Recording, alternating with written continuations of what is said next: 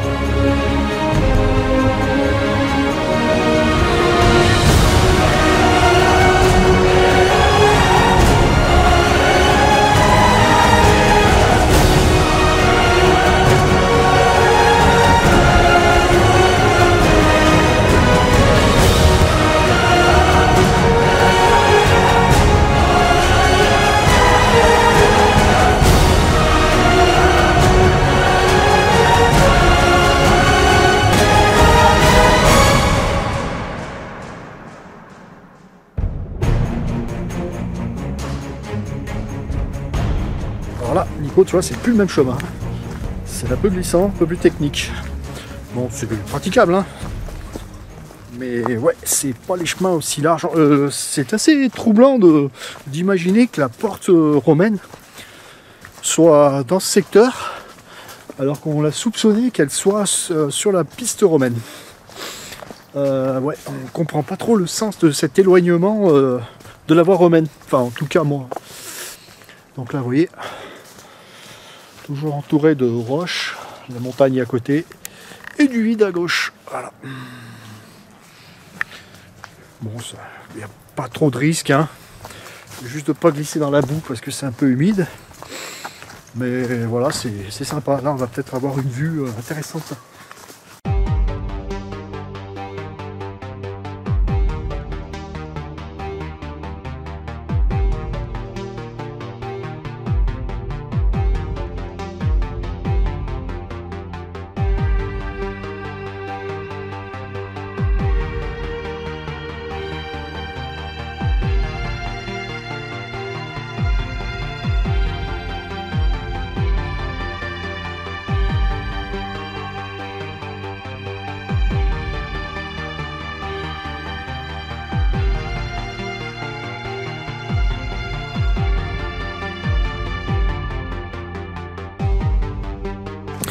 Voilà, comme je disais à Nico, on ne comprend pas pourquoi ils se sont embêtés à franchir les montagnes dans cette zone périlleuse.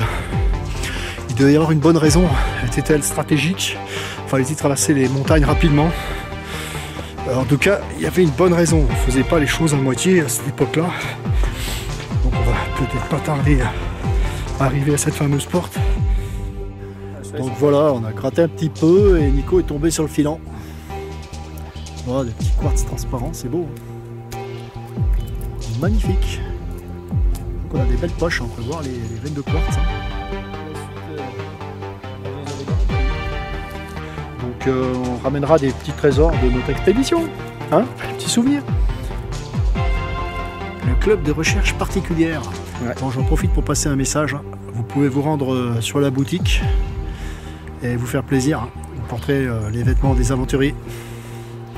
Voilà, c'est notre petite boutique business. Vous aiderez le club de recherche particulière. Allez, c'est reparti. On va aller voir cette fameuse porte et on commence à avoir une petite idée du pourquoi. On vous expliquera tout ça dans un final à la fin de la vidéo.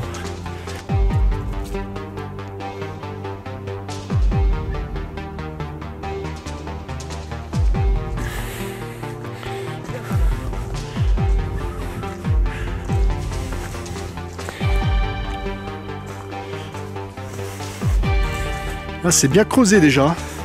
Ouais, le chemin était bien creusé là, c'est une certitude. Voilà, très très glissant. On va faire très très attention parce que là, mon vieux, hop là, c'est vite fait.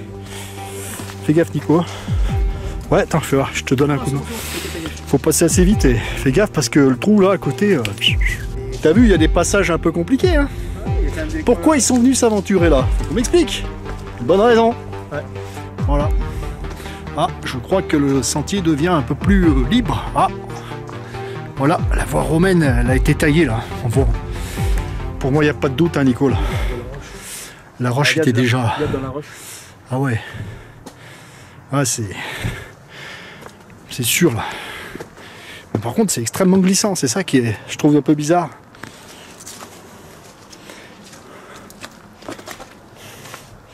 Le passage est beaucoup plus large. Ouais. Le chemin a bien été aménagé. C'est sûr. Ça y est, on arrive au sommet. Donc on a à peu près 1006, 1007. Voilà. Donc on voit bien que ces chemins étaient creusés. Il n'y a pas de doute. C'est assez incroyable. On voit qu'il y a des rainures là, dans ce secteur-là. Un peu trop près de la roche, mais... Ouais.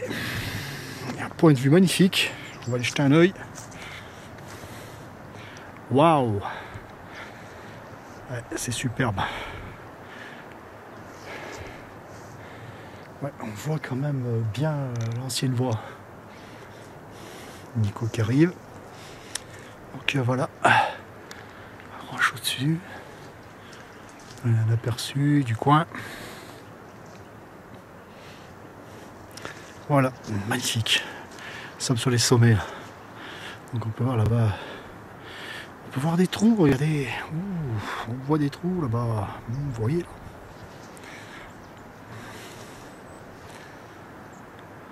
Les montagnes sont magnifiques. Puis aujourd'hui c'est désert. Il y a des habitations en face. Hein. On peut voir des chalets. Hein. Donc, pour les gens qui montent en station, il n'y a pas encore la neige. Hein. Si, légèrement sur la pointe, on peut voir au fond, là, au sommet. Voilà. Voilà, exceptionnel. Et on peut voir les cascades. Superbe cascade.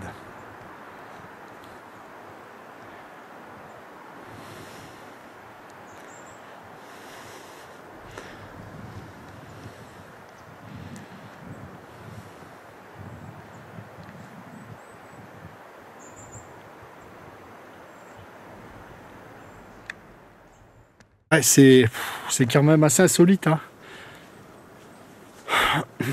Incroyable. Qu'est-ce que cette porte, elle fait ici quand même? Hein? Mais qu'est-ce qu'elle fait là? Donc nous y sommes. Insolite. Hein. C'est franchement insolite.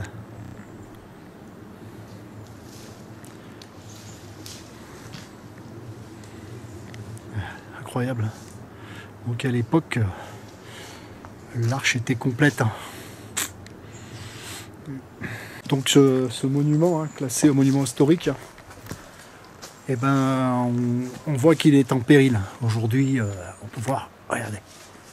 Là, pour moi, c'est certitude qu'un jour, tout ça, ça va disparaître. Voilà, l'érosion, on peut bien voir. Voilà, donc c'est bien de faire des images, mais ça, un jour, ça va disparaître. C'est Mystérieuse Rigole. Voilà, donc celle-là, elle file dans un trou là-bas. Alors, est-ce que la route, autrefois, descendait beaucoup plus raide en bas, là-bas? Mais j'ai un peu des doutes par rapport à la taille. Sur place, on peut quand même remarquer que ça avait un sens, hein, tout simplement. Les pierres, quand elles sont mouillées, ces pierres-là, elles sont glissantes. Hein. Donc, on fait des rainures dans la roche pour que l'eau passe. Et ça devait rendre le passage moins glissant. Alors ça, c'est une probabilité, hein, c'est possible. Voilà. Donc on a deux rigoles. Bon, ce qui est assez étonnant, c'est que d'habitude les rigoles sont sur les côtés. Là, elles sont quand même un peu gênantes pour le passage, quoi. On peut mettre le pied dedans, donc c'est un peu un danger quand même. Voilà. Et il semble qu'il y avait également une véritable porte sur ce passage. C'est pour ça qu'on l'appelle aujourd'hui encore la porte. Et on peut voir que là, on a un trou au milieu. Voilà. Donc à quoi ça pouvait bien servir, à part fermer une porte, hein? Ouais. Et il pouvait y avoir aussi quelque chose de scellé au-dessus là. Vous voyez?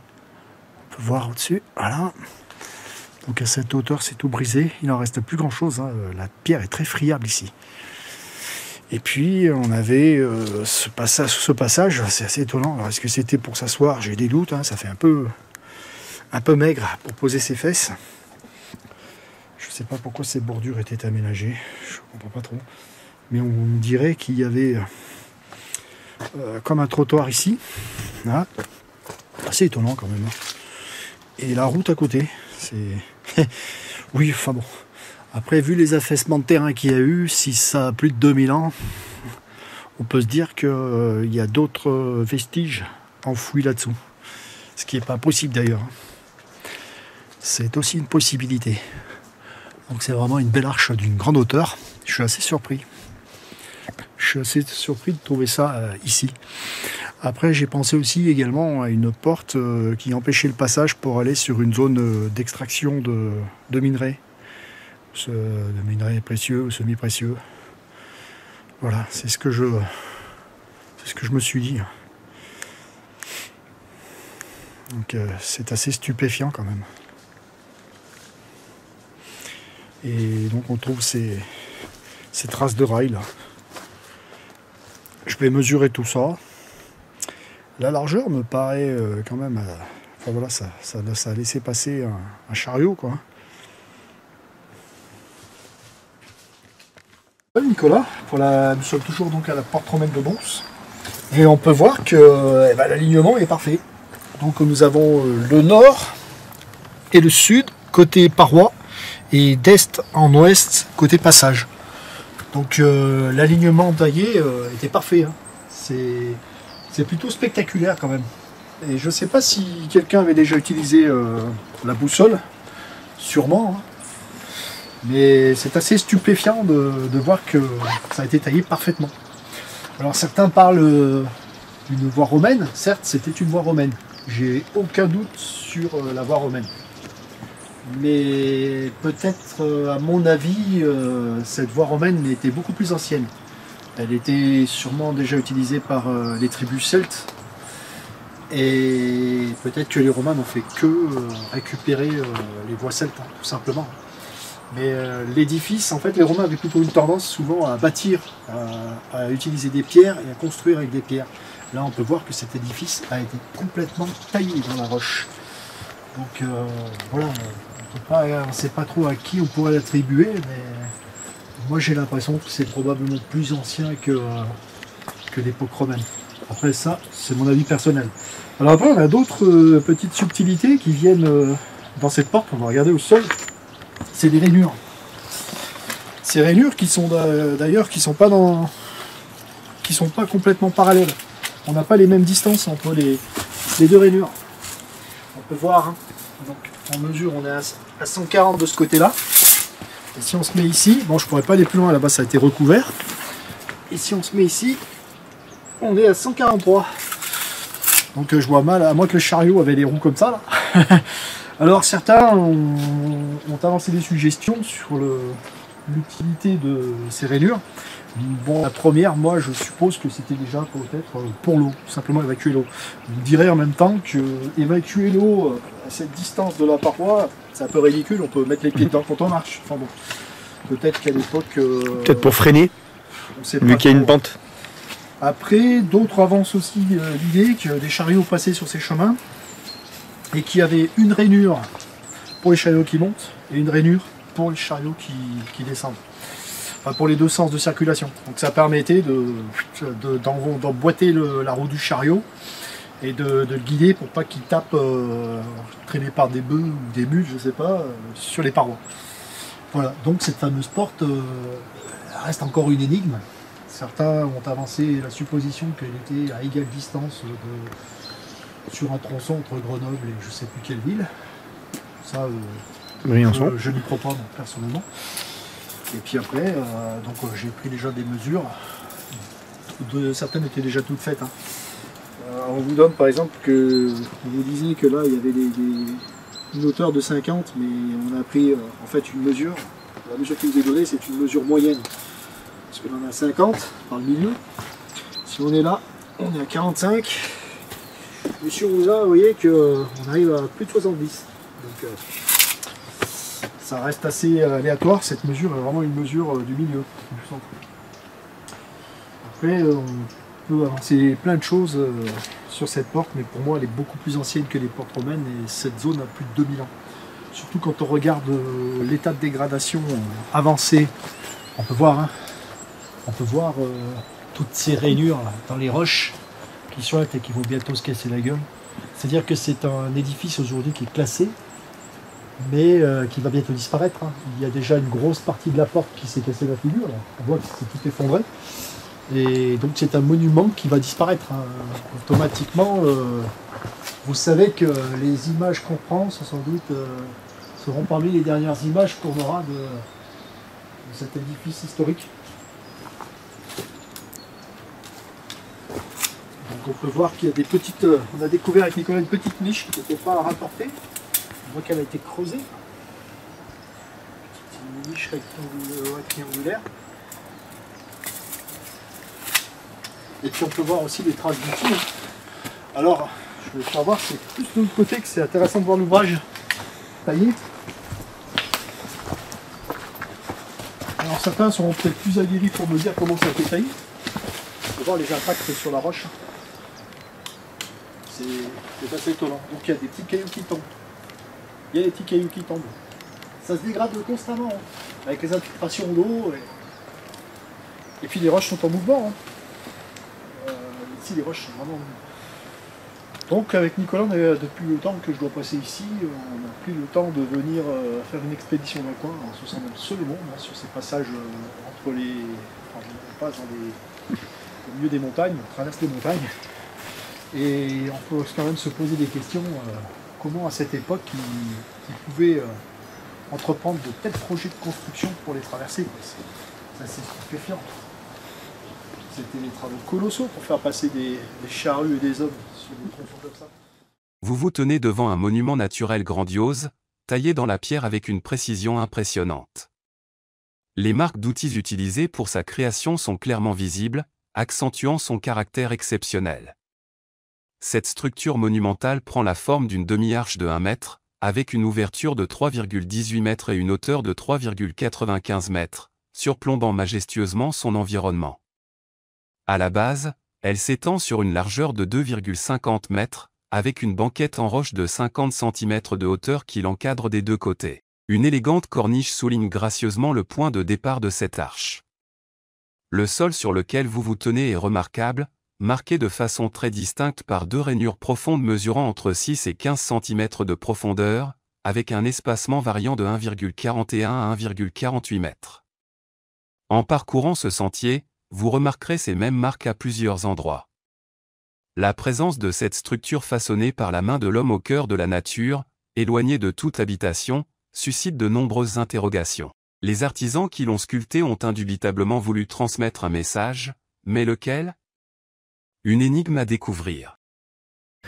Donc on est toujours sur la voie, là tout a été taillé dans la roche. Et on peut voir qu'il y a encore une trace, mais bon, c'est bizarre, on dirait, voilà. Est-ce que c'est une continuité du rail qu'on a vu là-haut? Difficile à évaluer, mais c'est une probabilité qu'arriver dans le virage, ça devait guider des chariots. Ça me fait vraiment penser à ça, moi. Cette fois-ci, ouais, est-ce que c'est guider le chariot ou est-ce que c'était peut-être en remontant, ça guidait le chariot? Ou alors une rigole, mais ça pouvait guider le chariot. On a retrouvé une ancienne exploitation là, pour le minerai. Voilà, le trou est là. Belle trouvaille, hein. On a du flair, hein. T'as vu, hein? Je sais pas, je vais y aller. Ouais, mais c'est un peu... Voilà, la roche est un peu... Ah non, ça a l'air tenir. Ouais, ah ouais. C'est bien l'exploitation, pas de doute. Putain, pas de doute. Ouais.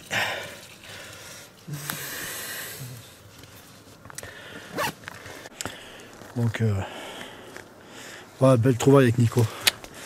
On savait bien qu'ils exploitaient quelque chose dans le coin. Hein, de quand date-t-elle ce trou-là? De quand date-t-il? Donc voilà, on reviendra visiter ça bientôt avec nos casques. Bon voilà, la neige tombe. La neige tombe sur les sommets. Tu vois, on va repasser dans le trou qui est en bas là-bas, Nico. Ouais. Wow. Comme on est beau là, on est bien.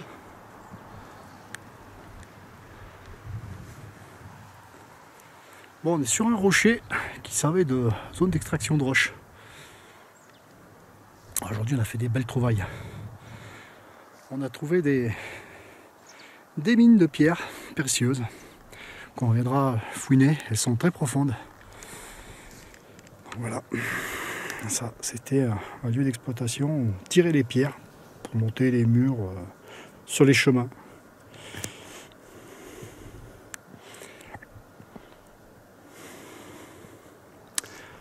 Et là, on est seul au monde, on se sent bien. Bon.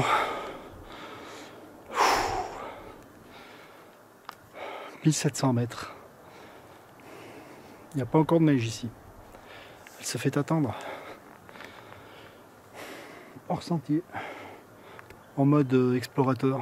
Et on y fait des trouvailles, hein, croyez-moi. On vous fera pas tout voir.